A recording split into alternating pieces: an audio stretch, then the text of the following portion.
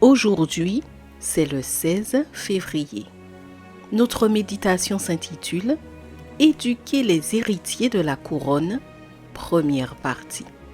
Nous lisons dans Galates chapitre 3, verset 29. « Et si vous êtes à Christ, vous êtes alors la descendance d'Abraham, héritier selon la promesse. » Le rôle joué par les reines entre le 6e et le 13e siècle n'est pas tout à fait clair pour les historiens.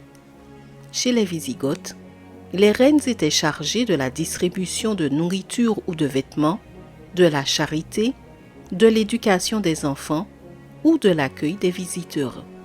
Si nous comparons cette fonction avec ce que Jésus nous demande aujourd'hui, nous remarquerons que le parallèle est significatif. Ce sur quoi les historiens s'accordent, c'est que dans la fonction première des reines était celle d'être les mères des enfants du roi. Ayant dans leurs mains l'avenir de la nation, elles avaient la responsabilité de les éduquer pour qu'ils soient aptes à monter sur le trône.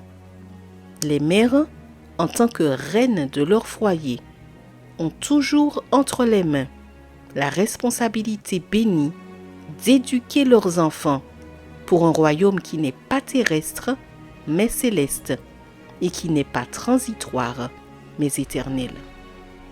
Par conséquent, les qualités qu'une mère devrait posséder doivent inclure un caractère noble, authentique, paisible et bienveillant, afin que ses enfants puissent acquérir, grâce à son exemple, les traits les plus sublimes qu'un héritier de la maison céleste doit posséder.